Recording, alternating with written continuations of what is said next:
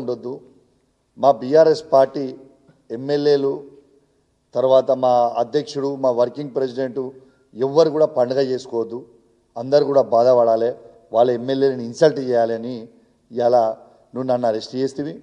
నాతో పాటు పండుగ తెల్లారి అందరు ఎమ్మెల్యేలని మా వర్కింగ్ ప్రెసిడెంట్ కేటీఆర్ గారు, హరీష్ రావు గారు, కవిత గారుతో మొదలు పెడితే మా సంజయ్ గారు, మా ఎమ్మెల్యేలు, మా క్యాడర్ని మొత్తం పండుగ రోజు పొద్దున పోలీసు వాళ్ళు వచ్చి అరెస్ట్ చేస్తున్నారు.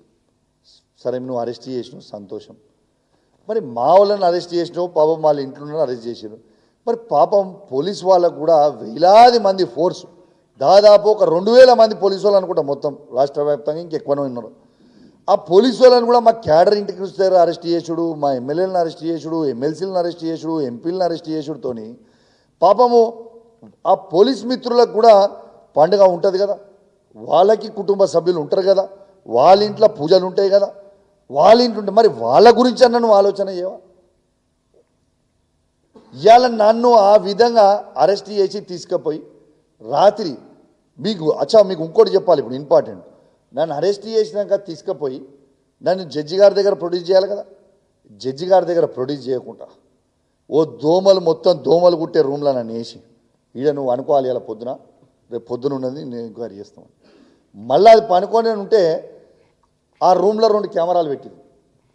ఆ కెమెరాలు ఎక్కడ చూస్తుర్రా బాబు, ఈ కెమెరా ఎవరు చూస్తుర్రా అంటే ఈ కెమెరాలు అంటే రేవంత్ రెడ్డి ఇంట్లో కూర్చొని చూస్తున్నట్టు సంతోషపడుతుండ. నేను కౌశిక్ని పెట్టిన. మరి నేనేం చేసిన, ఆ దోమలు ఉన్నా కూడా సర్రా బ్యాన్ మంచిగా పరుపు వేసుకున్నా, మంచిగా మెత్తపెట్టి నేను కూడా దిగులు మంచిగా అనుకున్నా. సూట్రా ఇట్లా అనుకుంటున్నావు, నీ లొట్టపీస్ కేసులకు మేము భయపడేటం కాదని నేను కూడా మంచిగా అనుకున్నాను. ఇది నిజం నేను చెప్పింది.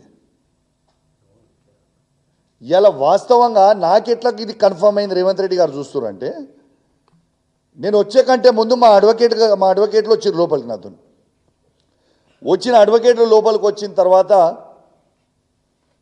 నా బిడ్డ ఏడుస్తుందంటే నా బిడ్డతోని ఒక్కసారి మాట్లాడుతుందట అంటే నా బిడ్డతోని ఫోన్ మాట్లాడించారు వాళ్ళ నుంచి.